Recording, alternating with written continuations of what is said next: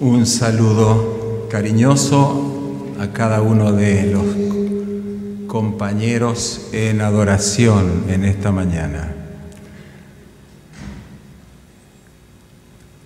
Damos gracias a Dios por eso. Retumba un poco. Gracias por estar orando por el espacio Vida Sana. Gracias por la semilla que se siembra, y ustedes tienen que ver con eso.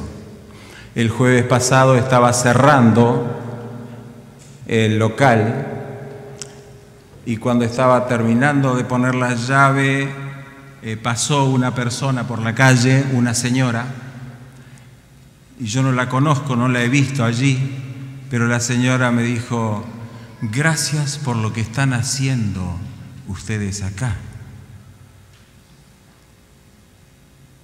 Gracias por la obra que están haciendo. Y siguió. Así que, como los auténticos receptores de esa gratitud son ustedes, yo lo expresé en nombre de ustedes, que estaban felices de hacerlo, pero los receptores auténticos son ustedes, se los transmito.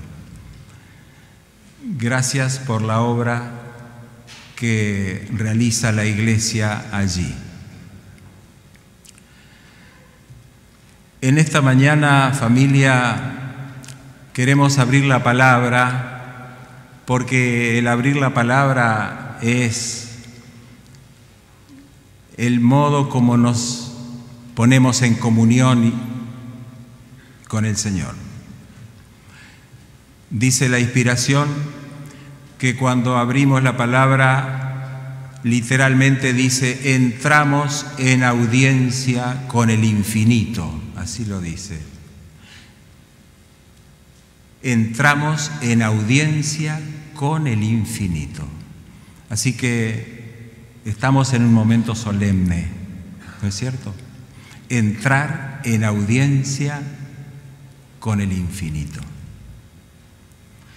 Y los invito a abrir sus Biblias, los que puedan hacerlo, y si no, escuchar el pasaje de San Mateo, capítulo 13.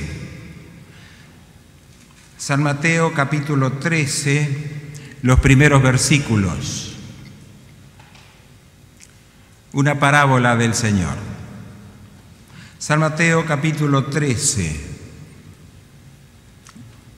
versículo 1 en adelante, dice así: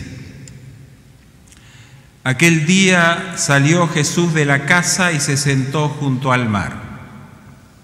Y se le juntó mucha gente, y entrando él en la barca se sentó, y toda la gente estaba en la playa. Y les habló muchas cosas por parábolas, diciendo: he aquí el sembrador salió a sembrar. Y mientras sembraba, parte de la semilla cayó junto al camino, y vinieron las aves y la comieron. Parte cayó en pedregales, donde no había mucha tierra, y brotó pronto porque no tenía profundidad de tierra. Pero salido el sol, se quemó, y porque no tenía raíz, se secó. Y parte cayó entre espinos, y los espinos crecieron y la ahogaron. Pero parte cayó en buena tierra, y dio fruto, cuál a 100, cuál a 60, cuál a 30 por uno. El que tiene oídos para oír, oiga.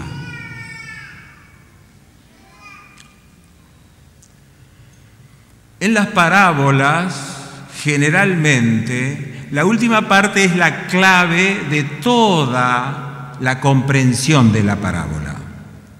Así que es clave, y vamos en esta mañana a circunscribirnos a este aspecto de la parábola: la semilla que cayó en buena tierra y dio fruto.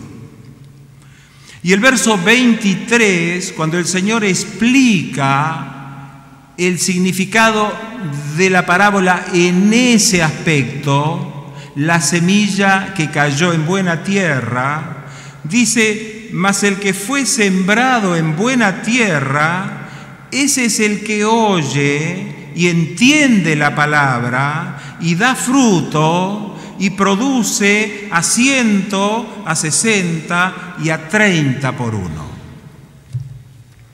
Mientras meditaba en esta parábola, recordé que siendo muchacho en el colegio, la profesora de lengua, de literatura, nos dio un libro para leer llamado Motivos de Proteo, un libro cuyo autor es José Enrique Rodó, un filósofo, literato, ensayista uruguayo. Y de ese libro, la lectura de una parábola que vino a mi mente al estar reflexionando sobre esta parábola. Y quiero compartirles esa parábola de José Enrique Rodó en el libro Motivos de Proteo, que se llama La Pampa de Granito. Ese es el nombre de la parábola. Y que tiene algunos elementos que podríamos asociar a la parábola del Señor. De alguna manera podemos asociarlo, tanto sea para encontrarle equivalencias como para encontrar diferencias. Me permiten, les comparto la parábola. Pensé primero en relatársela, pero yo no voy a transmitirles con la fuerza y la belleza que lo hizo el autor. Así que prefiero leerla a riesgo de que ustedes se me pierdan un poquito, porque cuando uno lee pierde contacto, ¿no es cierto? Pero vale la pena que la escuchen, porque algunos la conocerán, pero la mayoría tal vez no. Era una inmensa pampa de granito, su color gris, en su llaneza ni una arruga, triste y desierta, triste y fría, bajo un cielo de indiferencia, bajo un cielo de plomo. Y sobre la pampa estaba un viejo gigantesco, enjuto, lívido, sin barbas. Estaba un gigantesco viejo de pie, erguido como un árbol desnudo. Y eran fríos los ojos de este hombre como aquella pampa y aquel cielo. Y su nariz, tajante y dura como un segur, y sus músculos, recios como el mismo suelo de granito, y sus labios no abultaban más que el filo de una espada. Y junto al viejo había 3 niños ateridos, flacos, miserables, 3 pobres niños que temblaban junto al viejo, indiferente e imperioso como el genio de aquella pampa de granito. El viejo tenía en la palma de una mano una simiente menuda. En su otra mano, el índice extendido parecía oprimir en el vacío del aire como una cosa de bronce. Y he aquí que tomó por el flojo pescuezo a uno de los niños y le mostró en la palma de la mano la simiente, y con voz comparable al silbo helado de una ráfaga le dijo: abre un hueco para esta simiente. Y luego soltó el cuerpo trémulo del niño, que cayó sonando como un saco mediado de guijarros sobre la pampa de granito. Padre, sollozó él, ¿cómo le podré abrir si todo este suelo es raso y duro? Muérdelo, contestó con el silbo helado de la ráfaga. Y levantó una de sus pies y lo puso sobre el pescuezo lánguido del niño, y los dientes del triste sonaban rozando la corteza de la roca, como el cuchillo en la piedra de afilar, y así pasó mucho tiempo, tanto que el niño tenía abierta en la boca una cavidad no menor que el cóncavo de un cráneo, pero roía siempre, con un gemido de estertor, roía el pobre niño bajo la planta del viejo indiferente e inmutable como la pampa de granito.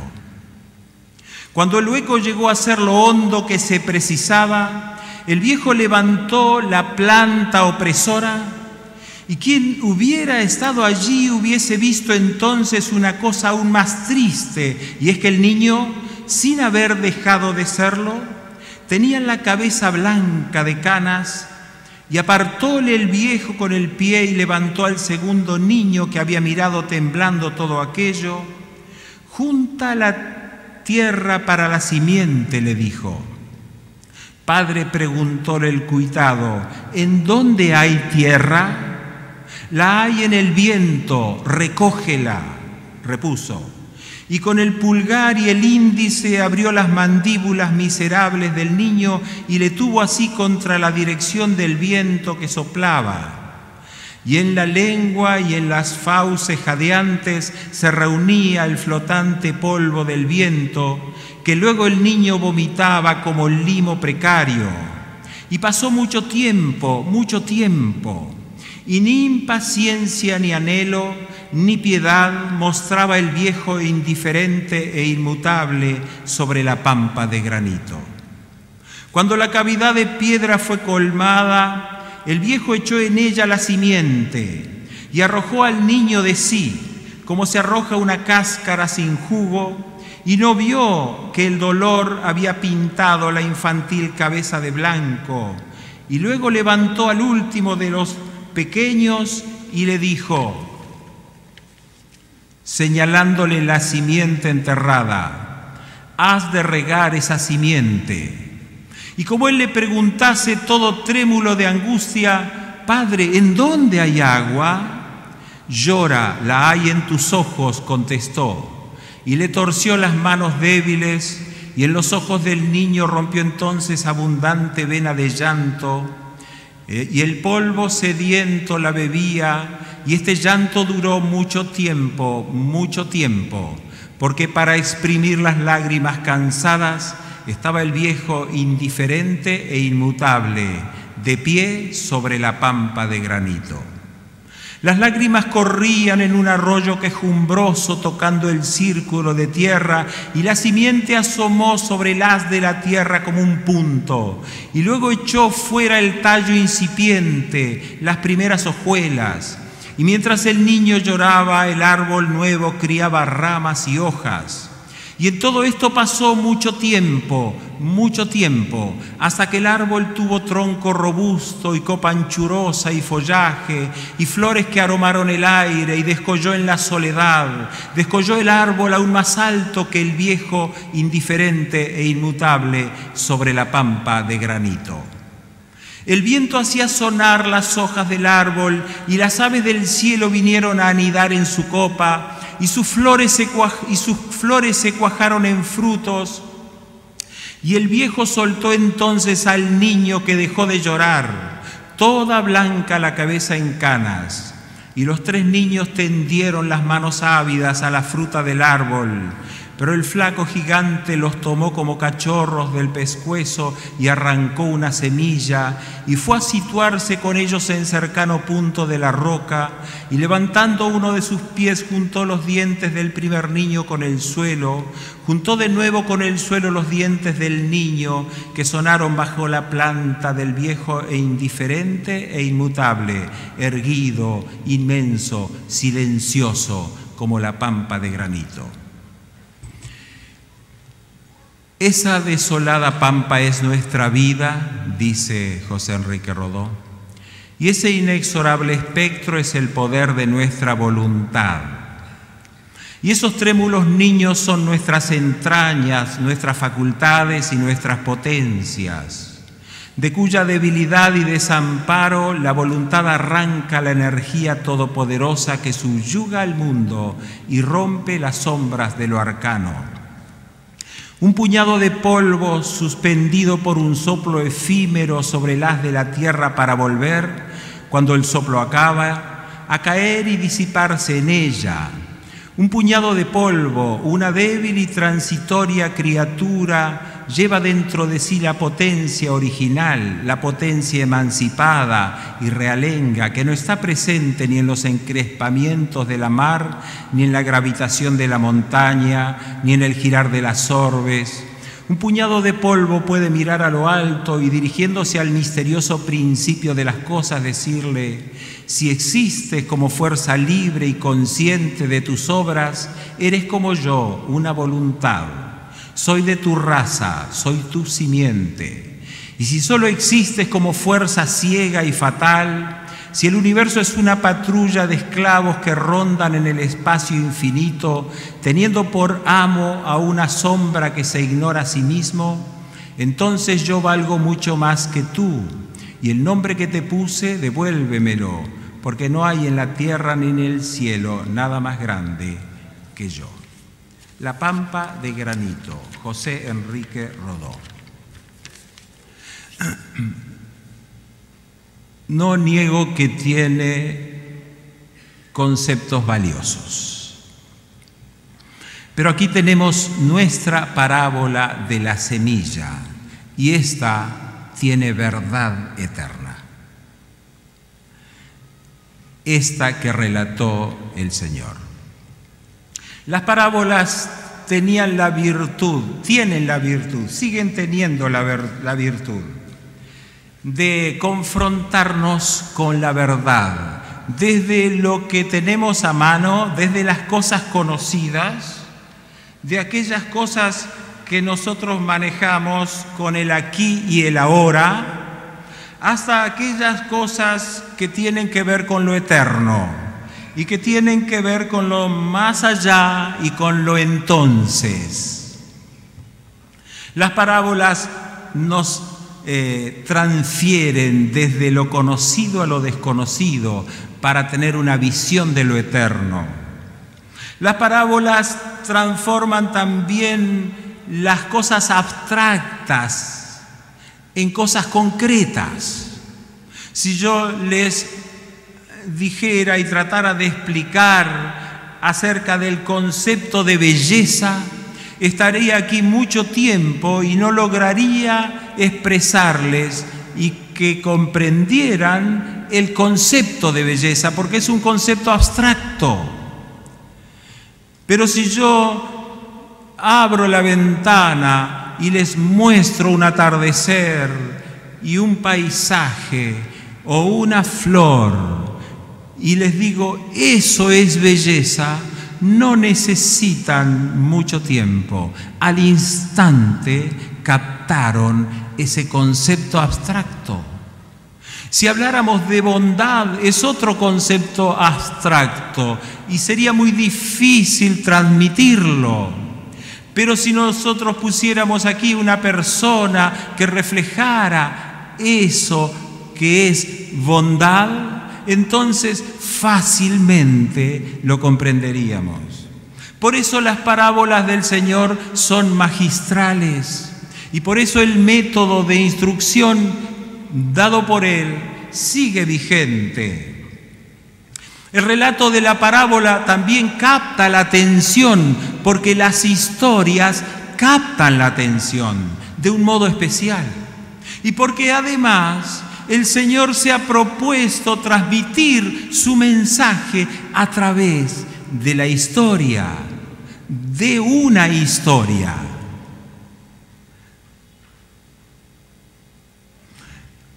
Leí hace unos años una leyenda judía, una leyenda.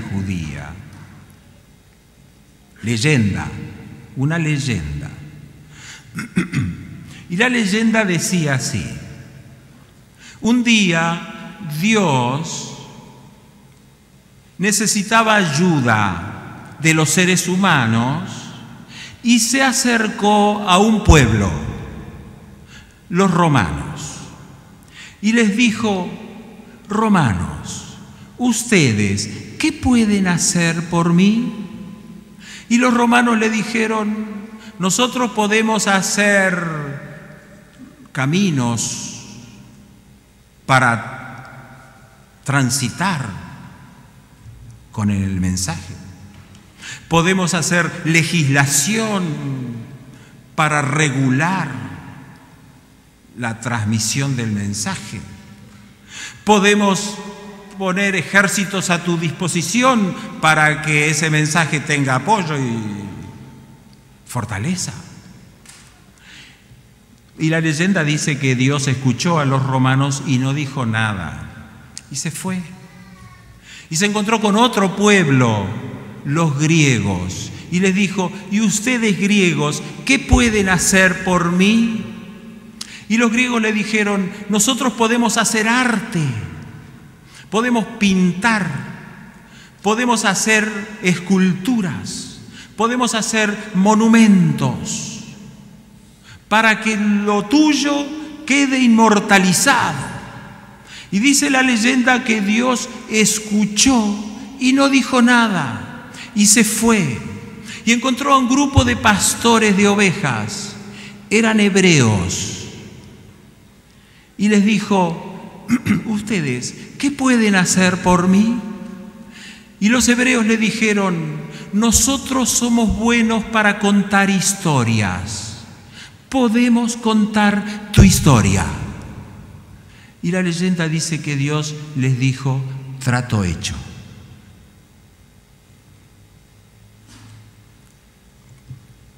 Las historias son el método de Jesús y de Dios para transmitir su verdad.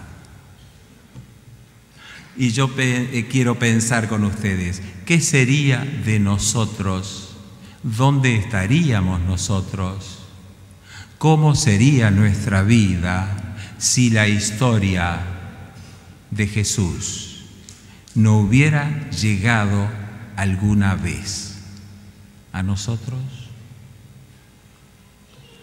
¿Cómo sería tu historia hoy si la historia de Jesús no hubiera llegado?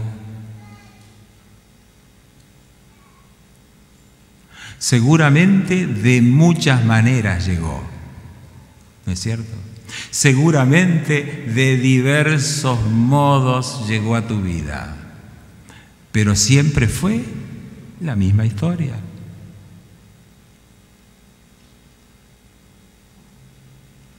La misma historia. La misma historia que te alcanzó a ti, me alcanzó a mí.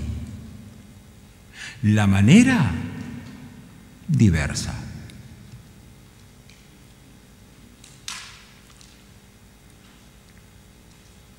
Y aquí estamos frente a esta historia.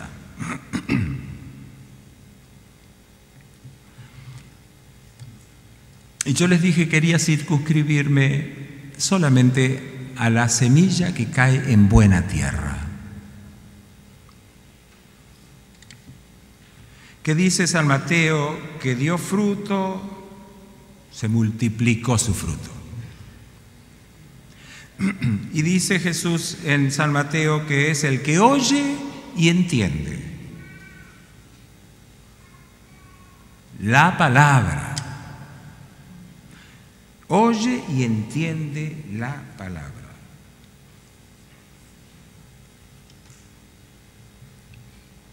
Porque la palabra es la semilla.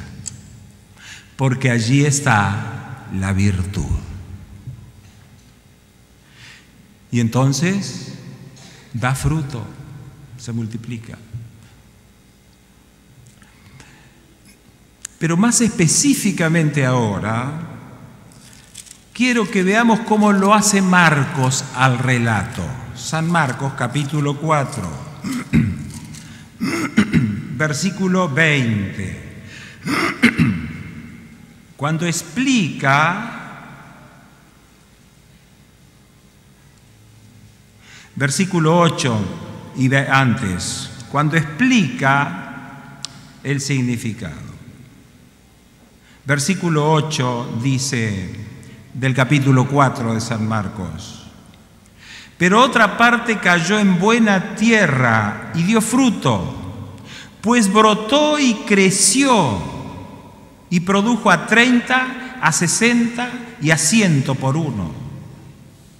Y cuando el verso 20 dice: y estos son los que fueron sembrados en buena tierra, los que oyen la palabra y la reciben, y dan fruto a 30, a 60 y a 100 por uno. San Marcos agrega una palabrita que me pareció muy interesante, que está implícita en San Mateo, que está implícita en San Lucas al relatarnos esta parábola de Jesús, pero que la expresa San Marcos, y como San Marcos, según los estudiosos, es el evangelio original, digamos, es el primero del cual tomaron San Mateo y San Lucas, entonces vale la pena subrayarlo. Dice el verso 8 de San Marcos capítulo 4 que la semilla cayó en buena tierra y dio fruto, pues brotó y creció. Dio fruto porque brotó y creció. El fruto es la consecuencia natural de que brotó, nació y creció. La semilla nació y creció. La semilla tiene toda la virtud.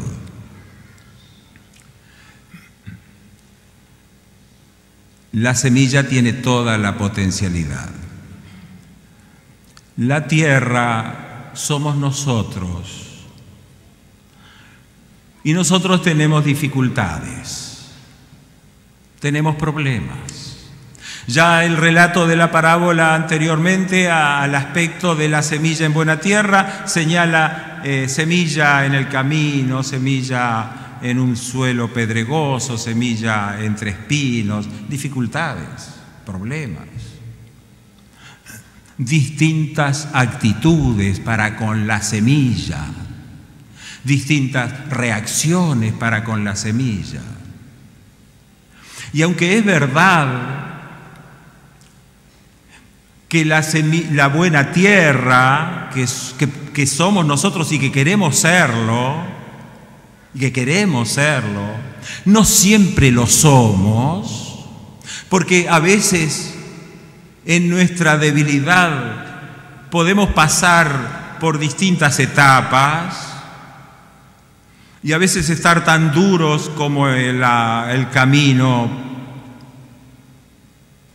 o a veces estar tan complicados como la tierra con yuyos y espinas.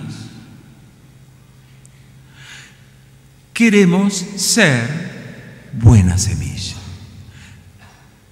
Qué buena tierra en que la buena semilla encuentre un lugar apropiado para transformar nuestra vida, en que la poderosa semilla de la palabra de Dios encuentre el lugar para transformarse en frutos.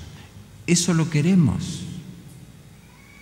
Más allá de nuestras debilidades, lo queremos. Entonces, va a ser bueno pensar un poquito en aquellas cosas que nos habla el Señor en su palabra sobre la buena tierra y sobre la semilla que hace crecer el fruto, el árbol, el fruto en buena tierra. Siempre debemos empezar por Jesús, quien es el que hace la tarea de iniciar la vida. Nada de lo que nos sucede en nuestra vida está al margen de la acción de Dios. Cuando aún éramos pecadores, Cristo murió por nosotros. Y San Pablo dice que estando muertos en delitos y pecados, nos dio vida juntamente con Cristo. muertos, sin expectativa de vida, a no ser por la intervención poderosa del Señor que llegó a nosotros un día para crear en nosotros nueva vida. Ese problema tan grave que es el pecado nos ha legado solo muerte. El concepto de pecado en su esencia es separación de Dios, y separación de la vida es muerte, inexorable. Aunque se disimule, aunque no nos demos plenamente cuenta, es muerte en las pequeñas cosas de la vida, hasta que finalmente será muerte definitiva en el día final. Separación de Dios es separación de la vida, y separación de la vida es pecado. Pero el Señor entregó su vida y cargó con nuestros pecados. Y el pecado es tan real que produjo la muerte en aquel que era el autor de la vida. Dice la inspiración en el deseado de todas las gentes: los pecados de los hombres descansaban pesadamente sobre Cristo, y el sentimiento de la ira de Dios contra el pecado abrumaba su vida. Los pecados nuestros, de toda la humanidad, misterio, descansaban pesadamente sobre Cristo, y el sentimiento de la ira de Dios contra el pecado abrumaba, dice, su vida, Elena de White, el deseado de todas las gentes. Y desde la cruz, la semilla del amor salvador se siembra. Desde la cruz, la semilla del amor salvador de Dios por nosotros se expande, se riega en todo lugar, hacia todos,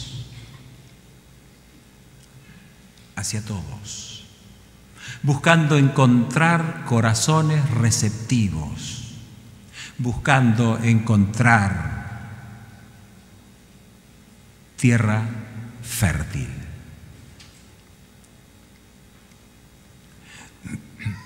Y no lo somos por naturaleza.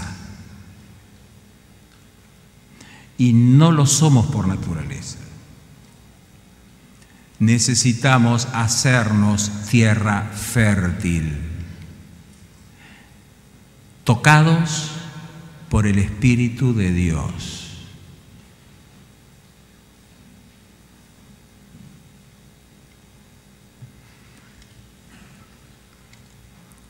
En el Nuevo Testamento, para crecer, vieron que San Marcos dice que la semilla creció.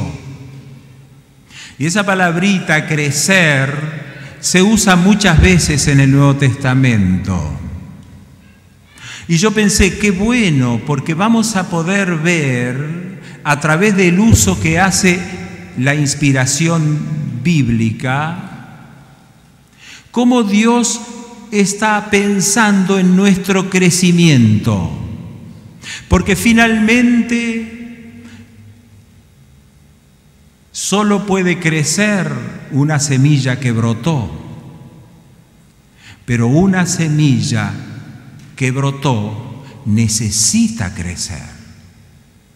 Solo puede crecer una semilla que brotó. Pero una semilla que brotó necesita crecer. Qué lindo es ver, qué maravilloso es ver el nacimiento de un niño. Cuánto nos alegra, cómo nos entusiasma, cómo todos olvidamos las dificultades y la mamá el dolor, porque nació. Pero, ¿qué si el niño no comienza a crecer? ¿Qué si el bebé no aumenta de peso? ¿Qué si no sonríe en algún momento? ¿Qué si no comienza a dar sus primeros pasos? Toda la alegría se transforma en dolor.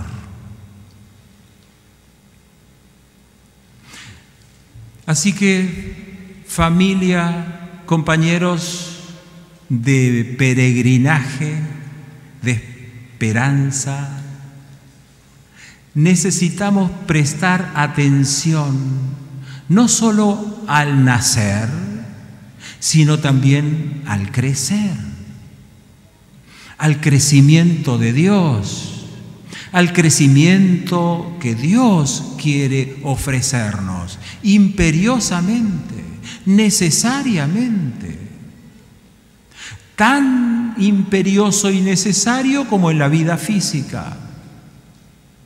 Necesitamos prestarle atención al crecimiento. Y en la palabra, en el Evangelio, en el Nuevo Testamento, se le presta atención al crecimiento. Jesús lo señaló, San Marcos lo expresó literalmente.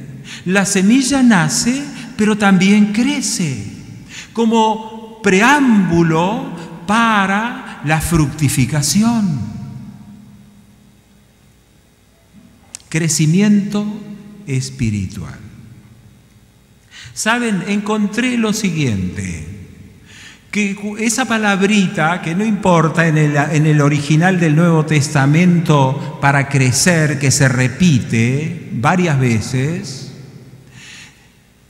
cuando expresa el ámbito sobre el cual en el cual se realiza el crecimiento, ¿saben a qué ámbito se refiere?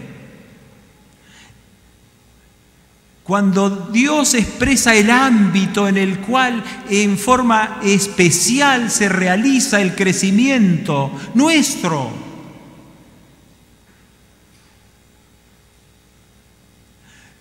señala el ámbito de la Iglesia. No es allá en lo individual y solitario de nuestra vida. Por supuesto que también tiene lugar. No está negándose a esa realidad, pero expresamente se señala que el ámbito de la Iglesia es el lugar para el crecimiento espiritual de todos nosotros. Permítanme leerles alguno de esos textos.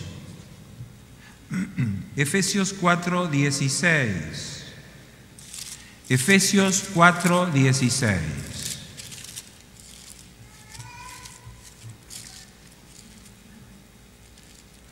Efesios 4:16.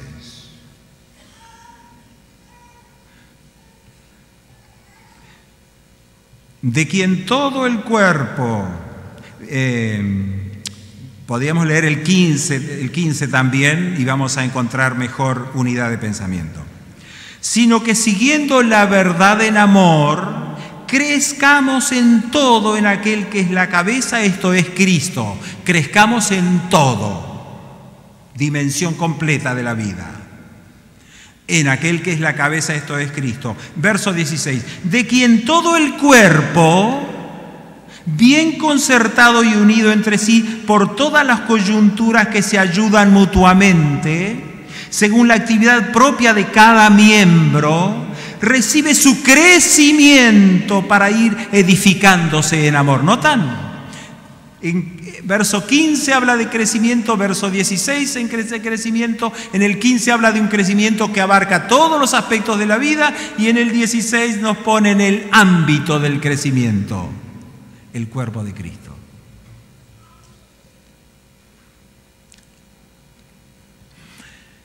Y no es el único texto, pero déjenme decirles que este es para mí uno de los motivos más importantes y trascendentes por los cuales es necesario asistir a la iglesia y ser parte de la iglesia.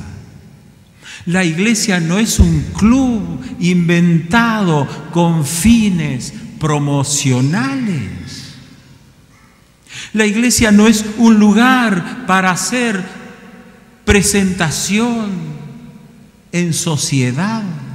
La iglesia es el lugar donde los creyentes se juntan en necesidad para nutrirse, para recibir semilla poderosa, transformadora, edificante, que nos haga crecer, que nos haga ser lo que debemos ser. Otro versículo, otro texto que habla de lo mismo de la iglesia para enfatizar este concepto. Efesios capítulo 2, versículo 21. La misma carta de San Pablo. Efesios capítulo 2, versículo 21. Dice, en quien podríamos leer antes para encontrar mayor unidad en el pensamiento, pero ustedes lo tienen allí. Efesios 2:21, y quiero ir específicamente allí porque si no, por allí voy a tener dificultades con el tiempo. Dice, en quien todo el edificio, ¿cuál es el edificio? Es la figura que usa Jesús para la iglesia. En quien todo el edificio bien coordinado va creciendo para ser un templo santo en el Señor. Allí están los frutos, la santidad, que no es otra cosa que la presencia transformadora del santo. La santidad no es otra cosa que la presencia en nuestra vida compleja, difícil, dolorosa, transformadora del santo, de Dios. Crecimiento. Y uno más para este aspecto. Colosenses capítulo 2, versículo 19. Colosenses capítulo 2, versículo 19. En todos estos pasajes se usa la misma palabra que usa Marcos para crecimiento. Capítulo 2, verso 19 dice, no haciéndose, o sea, no tomándose de la cabeza del cuerpo que es la iglesia, Jesús, en virtud de quien todo el cuerpo, nutriéndose y uniéndose por las coyunturas y ligamentos, crece con el crecimiento que da Dios. Familia, ¿qué otro motivo más poderoso que este necesitamos para juntarnos como iglesia?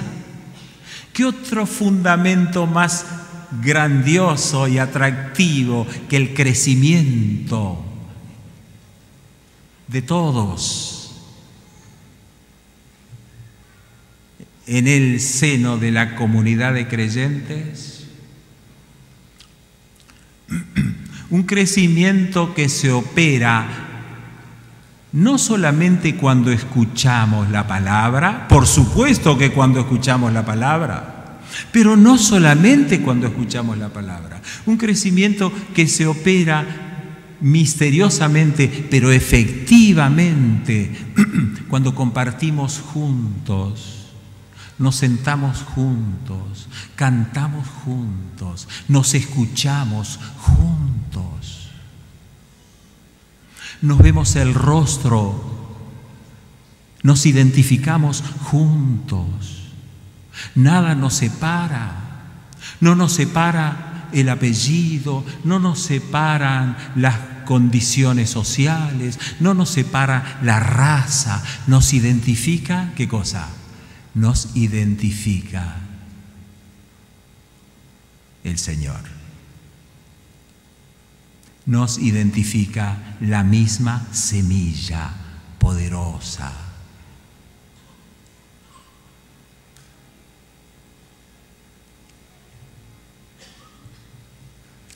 Pero el crecimiento que opera y que se realiza como con énfasis en el seno de la Iglesia se expresa también en dones, en virtudes, en atributos, en cualidades que, puestos al servicio de Dios, nos permiten desarrollar lo que el Señor puso en nosotros.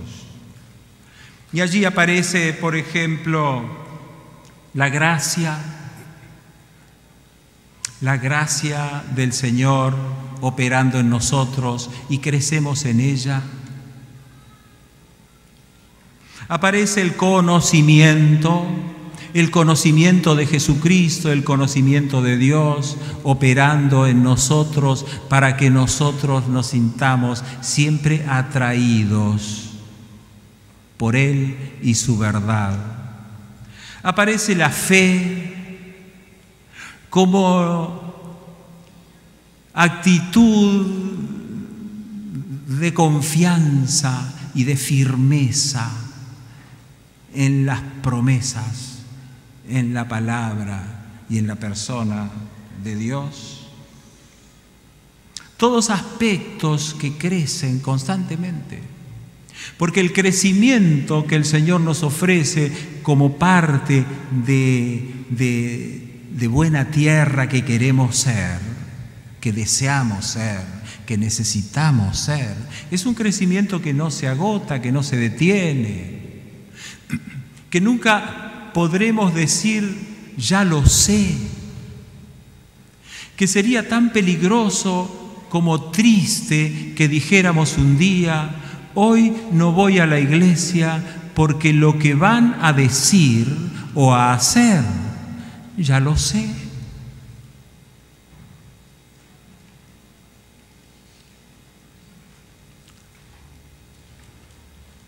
Muy triste, muy peligroso. Perdimos de vista la esencia de nuestra necesidad y de la virtud de crecer.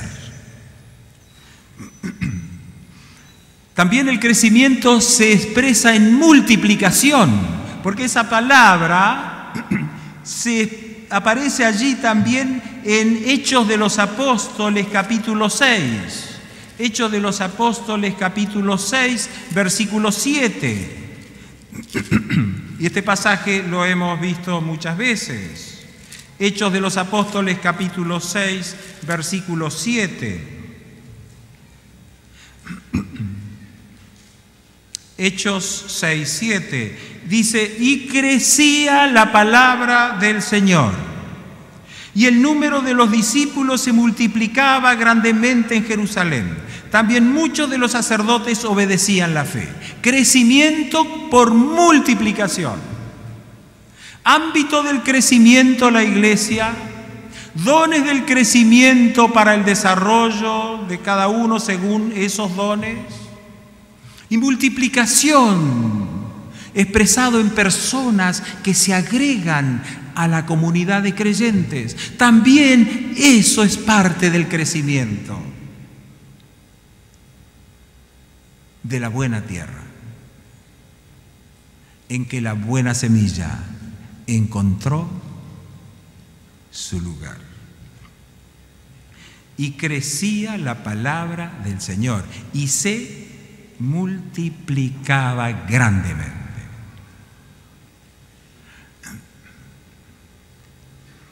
Oremos más de lo que estamos haciendo por esa palabra del Señor que debe crecer en nosotros y que debe crecer a través de nosotros, multiplicándose en nuevas personas que se agreguen a la comunidad de creyentes. Oremos más de lo que estamos haciéndolo.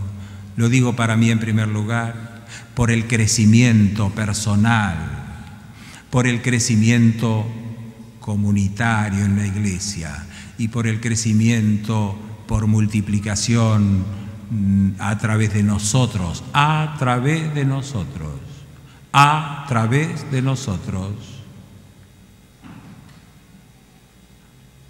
alcanzando a otros que no están, pero que el Señor quiere que estén. Y finalmente, el crecimiento también se expresa en cambio de conducta, en arrepentimiento. Está en Hechos 19:20. Hechos de los Apóstoles, capítulo 19, versículo 20.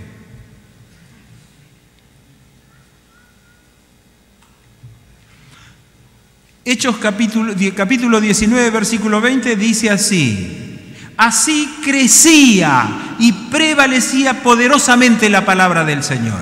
Y ustedes dicen, ¿dónde está el arrepentimiento? En el contexto. Lean el contexto y van a ver. Ese crecimiento al cual se refiere allí tiene que ver con personas que cambiaron de conducta, que vivían como paganos, pero se encontraron con el Señor y cambiaron de conducta, se arrepintieron de su vida pasada y comenzaron a vivir la feliz vida de la comunión con el Evangelio. Cambio de conducta. Necesitamos esos aspectos, esas dimensiones del crecimiento aún. Claro que sí. En la parábola de José Enrique Rodó, como leímos antes, todo gira en torno a el poder de la voluntad. Y el gigante, decía Rodó, era nuestra voluntad, capaz de tomar nuestras flaquezas y debilidades y transformarlas en algo virtuoso, que diera frutos. Pero en nuestra parábola, no la de José Enrique Rodó, sino la del Señor, nuestra voluntad no es gigante, nuestra voluntad es chiquitita. Nuestra voluntad es insignificante. ¿Quién es gigante? Jesús es gigante. Su palabra es gigante. Su palabra es poderosa, semilla, tiene vida. De paso, recordé ahora una cita de Elena de White, inspirada, que dice así, cortita. No me pregunten dónde está, pero sí, tómenla en serio porque es literal. La tengo bien fresquita en la mente. Dice así: la vida de Dios que da vida al mundo está en su palabra. La repito, la vida de Dios que da vida al mundo está en su palabra. Y la palabra, ustedes saben, ¿no? El concepto de palabra y el concepto de persona en la Biblia, palabra de Dios y persona de Dios, palabra de Jesús y persona de Jesús, son como las dos caras de la misma moneda. Así que en nuestra parábola nosotros no tenemos nada poderoso, pero el Señor sí lo es y su palabra sí lo es. Leí hace muchos años en una revista adventista una historia que me impresionó. Sencilla, pero me impresionó. Quiero contárselas. Un señor armenio tuvo que huir de su tierra por las cuestiones de las persecuciones que sufrieron, ¿se acuerdan? Los armenios. Y se fue a parar con su familia a Estados Unidos, a la parte sur de Estados Unidos, y comenzó a trabajar con una circunstancia muy precaria en la cosecha de algodón. en un rancho que hizo y que no tenía para el piso más que colocar bolsas de arpillera para que tuvieran un poquito de calor. Y allí nació en ese rancho un niño, en esa familia armenia, Apigián de apellido. No recuerdo el nombre del niño, que es el elemento central de la historia, sino recuerdo el apellido, Apigián. Y el niño nació, pero se enfermó. Y los médicos no podían encontrar solución y el niño estaba cada vez peor. Allí en un rincón del rancho, cubierto en su cunita, allí estaba el niño pequeño. Y el papá, Apigián, se enteró que en el pueblo estaban predicando, había un predicador. El predicador era un pastor adventista. Y fue y escuchó. Y le contó y le dijo al predicador: venga a mi casa a orar por mi niño, porque los médicos no dan solución y tenemos miedo, pero creemos que si usted viene y ora, puede suceder un milagro. Y el pastor fue. Y entonces, antes de orar, el pastor le dijo al papá, Apigián, le dijo: yo voy a orar por su hijito, pero si Dios lo cura, ¿usted qué va a hacer con él? Y el papá dijo: si Dios lo cura, lo voy a dedicar a Dios. Y así fue. El pastor oró, se arrodilló en el rancho, en las arpilleras del piso, y oró por el niño. Y se fue. Y al rato el niño estaba recuperándose perfectamente. Y ese niño creció y el papá cumplió su promesa y lo envió a un colegio adventista. Y el niño después se sintió llamado para estudiar, para ser un pastor. Y estudió y fue un pastor. Y anduvo como andan los pastores, de un lugar al otro, predicando la palabra. Y luego que se jubiló, se encontró en la circunstancia dolorosa de estar sufriendo un cáncer. Y entonces escribió ese relato que yo le estoy transmitiendo y que salió en la revista Adventista. Y finalmente se transformó en un relato póstumo, porque cuando fue editado e impreso, el pastor Apigián ya había fallecido. Pero el relato no terminaba así, terminaba de esta manera. Decía el pastor Apigián: cuando yo muera,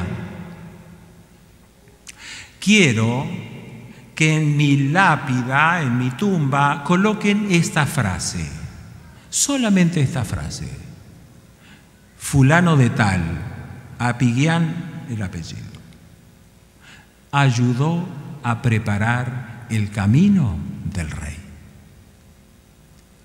Ayudó a preparar el camino del rey.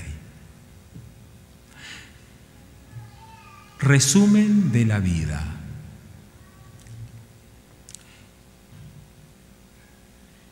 Frutos.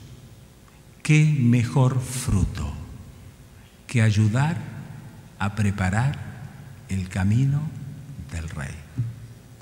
¿Qué más poderoso fruto? ¿Qué más eterno fruto?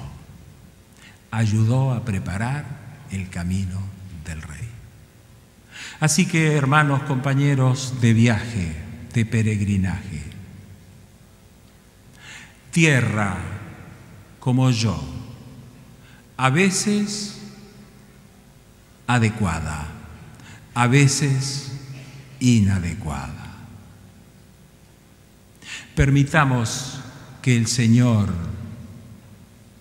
obre, que su palabra encuentre en nuestro corazón un lugar donde pueda crecer y transformarnos, para que pronto, para que consecuentemente los frutos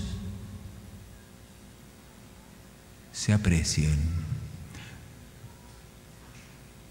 o en algunos casos incluso no seamos capaces de verlo nosotros, pero el Señor los ve.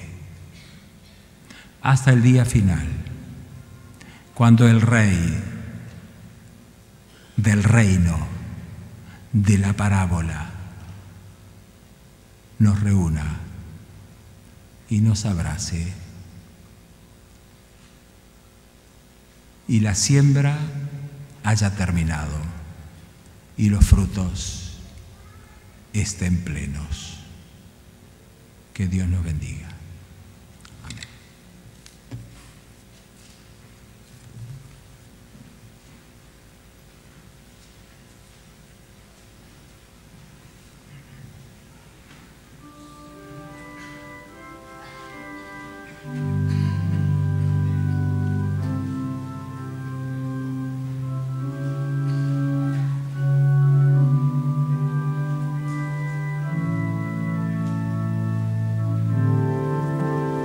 Gracias.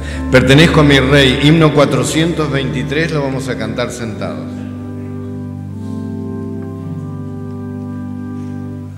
Pertenezco a mi Rey, hijo soy de su amor, y a sus regias moradas iré. Sus delicias sin fin revelóme el Señor, y un lugar con sus hijos tendré.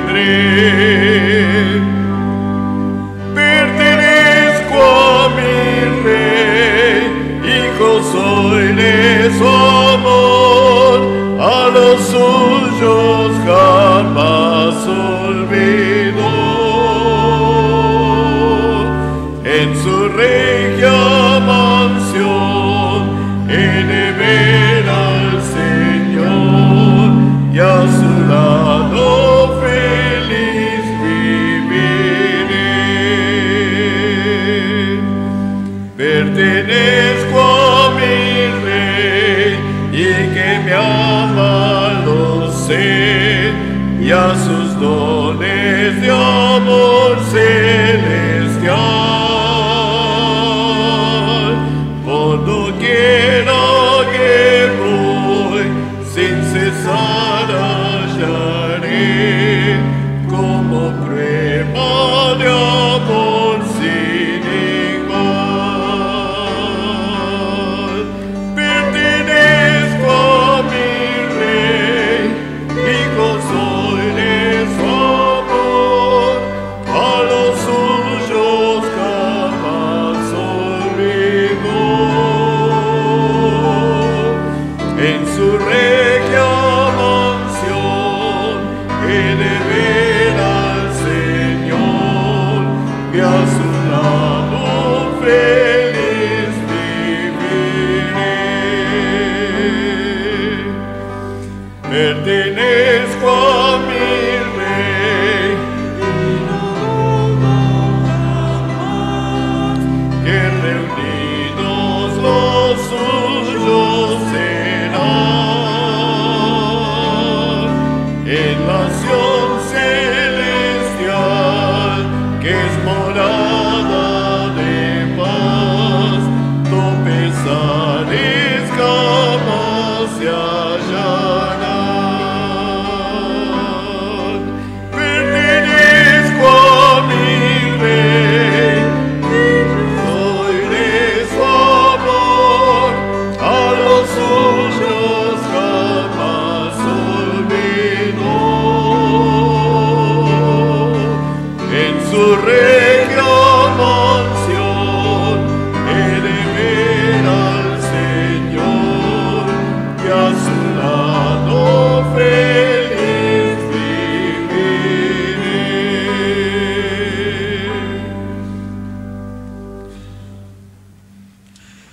Gracias, Padre, por tu palabra poderosa que sigue invitándonos, confrontándonos y animándonos para recibir la transformación que deseas hacer con nosotros constantemente hasta el día final.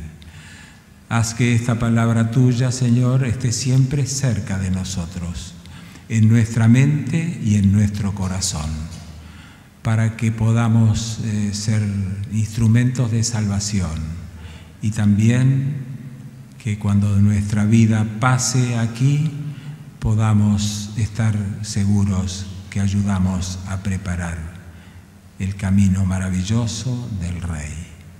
Bendice a cada uno, suple cada necesidad. Por Jesucristo lo rogamos. Amén.